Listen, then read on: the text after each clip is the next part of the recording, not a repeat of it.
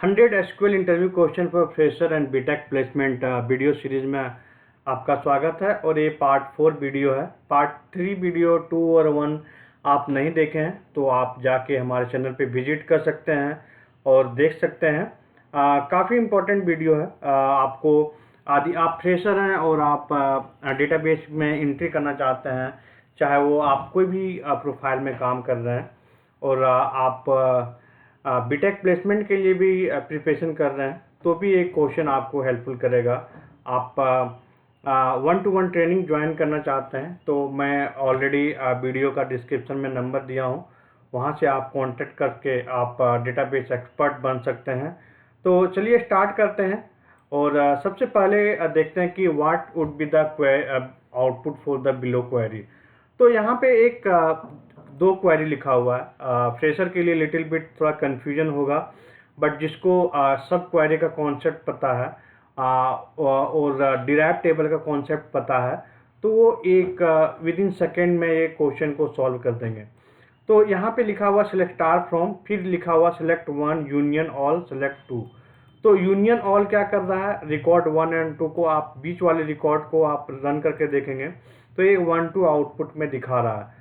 But ये derive table है, तो डिराइव टेबल का कॉन्सेप्ट क्या होता है कि डिराइव टेबल एक सब क्वेरी का पार्ट होता है। तो सब क्वेरी में इनर क्वेरी पहले रन करता है, फिर आउटर क्वेरी बाद में रन करता है।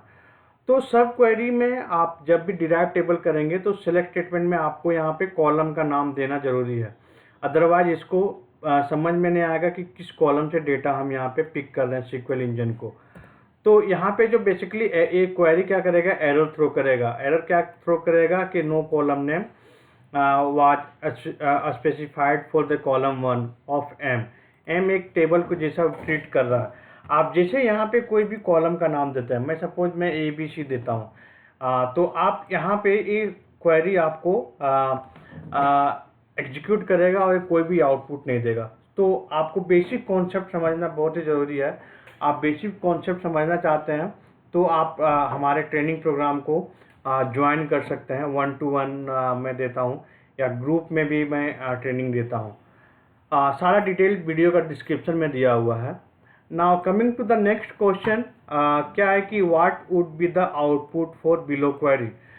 ये भी सेम डिराइव टेबल का कॉन्सेप्ट ही है। Select sum a as sum from select 1 as a union. तो यहाँ पे 1 को यहाँ पे कॉलम नेम दिया हुआ है, उसके बाद यहाँ पे नल है। तो 1 और नल जब सेलेक्ट होता है तो ये क्या करता है, आउटपुट में यहाँ पे इसको सम करना है। तो 1 और नल का जो सम होगा वो 1 होगा। तो इस क्वेरी का जो आउटपुट होगा यहाँ पे 1 होगा। ओके, यहाँ पे 1 होगा। आप नल के जगह कुछ वैल्यू कीजिए, जैसे 5 देता हूँ, तो 5 और 1 का जो सम होगा वो क्या होगा, 6 होगा। तो आप ऐसे ही कॉन्सेप्ट को सीख सकते हैं। नेक्स्ट होता है कि 4 5/2 I want to result as 2.5, how you will be the in the SQL server और एनी सीक्वल। तो इसको आप जैसे सेलेक्ट करेंगे, फॉर एग्जांपल मैं सेलेक्ट 5/2, तो यहाँ पे इंटरव्यूअर बेसिकली समझना चाहता है कि यहाँ पे आपको कास्ट या अदर कॉन्सेप्ट अप्लाई कर सकते हैं क्या नहीं, बट यहाँ पे 2 ही देगा। आप इसको कास्ट करके भी डेटा टाइप में कन्वर्ट करेंगे। कास्ट एक डेटा फंक्शन है जो डेटा टाइप कन्वर्ट होता है। तो इसको मैं फ्लॉट कन्वर्ट करूँगा तब भी ये आउटपुट 2.5 नहीं देगा। ओके, आप इसको रन करेंगे तब भी नहीं देगा, क्योंकि यहाँ पे जो वैल्यू है वो इंटीजर वैल्यू है। तो इस क्वेश्चन को सॉल्व करने के लिए आपको क्या करना पड़ेगा, आपको एक वेरिएबल डिक्लेयर करना पड़ेगा। Declare a INT equal to जो भी वैल्यू है वहाँ पे पास कर दीजिए। दूसरा वेरिएबल डिक्लेयर करते हैं B INT, और जो भी वैल्यू है वो हम पास कर देते हैं। ओके, नाउ अब यहाँ पे मैं इसको सेलेक्ट स्टेटमेंट लिखूंगा, सेलेक्ट कास्ट। अब यहाँ पे कन्वर्ट करूँगा। मैं सबसे पहले ए को करूँगा @A एज फ्लॉट, और फ्लॉट करूँगा। उसके बाद मैं यहाँ पे डिवाइड करूँगा, फिर से यहाँ पे कास्ट लिखूँगा, कास्ट @B। Okay, float.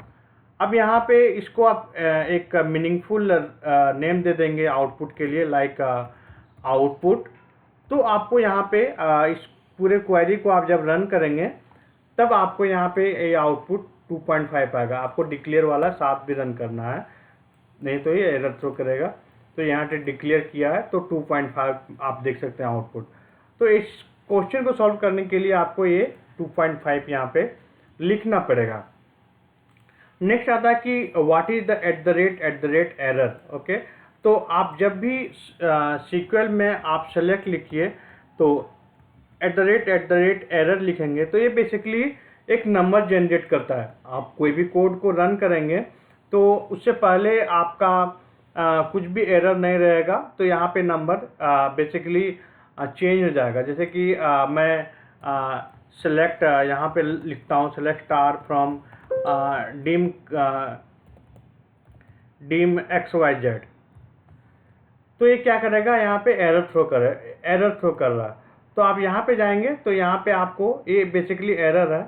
तो जो सेलेक्ट एट द रेट में आप जब कोड को रन करते हैं तो ये 208 यहाँ पे आप देख सकते हैं रन कर रहा है, बट यहाँ पे कुछ भी एरर नहीं है। मैं इसको बाहर में दिखाता हूँ। जब कभी भी कुछ भी एरर नहीं रहेगा तो ये हमेशा 0 आपको यहाँ पे दिखाएगा।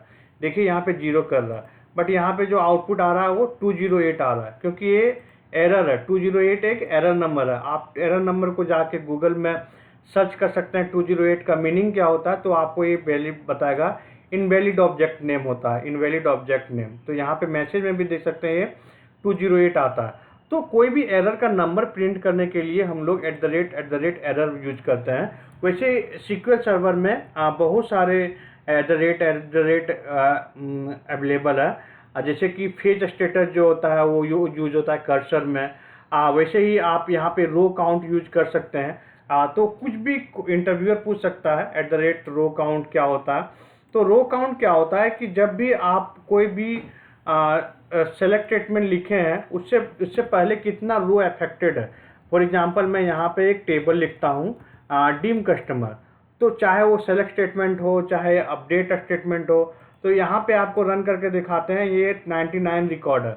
तो एट द रेट जो ये रो काउंट होगा वो भी 99 यहाँ पे आपको आउटपुट में देगा। तो इससे इमीडिएट पहले क्या इमीडिएट बाद में क्या आउटपुट आ रहा है वो यहाँ पे आपको दिखाएगा। ओके, तो बेसिकली जो भी कोड को रन करते हैं उसके बाद क्या हुआ, तो हम लोग जब भी लिखते हैं तो आपको हमेशा दोनों को साथ में लिखना है। तो सबसे पहले सेलेक्ट स्टेटमेंट, उसके बाद रो काउंट यहाँ पे रन करेंगे। तो यहाँ पे देखो आपको 99 दिखेगा। आप यहाँ पे टेबल चेंज कर देते हैं, मैं टेबल डीम करेंसी कर देते हैं, तो डीम करेंसी का अलग आउटपुट होगा। जैसे कि 105 है तो 105 यहाँ पे दिखा रहा है। तो इसके लिए रो काउंट यूज करते हैं। नाउ नेक्स्ट क्वेश्चन है कि what is the link server. Link server एक थोड़ी बड़ी टॉपिक है, बट फ्रेशर को जस्ट आपको कॉन्सेप्ट पता होना चाहिए कि बेसिकली लिंक सर्वर क्या होता है। तो जब भी दो सर्वर का में कम्युनिकेशन होता है तो उसको लिंक सर्वर बोलते हैं। जैसे कि फॉर एग्जांपल यहाँ पे सर्वर A है और एक सर्वर B है। ओके, सर्वर A में हमारा कुछ एम्प्लॉय का डेटा स्टोर है। फिर यहाँ पे डेटाबेस सपोज XYZ है, और यहाँ पे टेबल जो है वो है EMP डिटेल्स।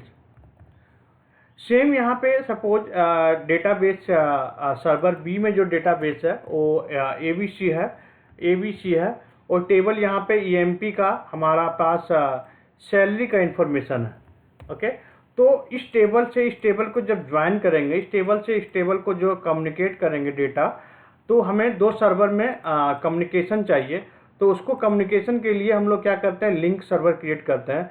तो जब भी कोई भी सर्वर पे जाएंगे तो यहाँ पे आपको सर्वर ऑब्जेक्ट के अंदर लिंक सर्वर रहता है, वहाँ पे राइट क्लिक करके न्यू सर्वर पे क्लिक करके यहाँ पे आप लिंक सर्वर क्रिएट कर सकते हैं। मैं ऑलरेडी वीडियो में लिंक सर्वर का बनाया हुआ हूँ, तो वहाँ पे आप जाके डिटेल में आप देख सकते हैं।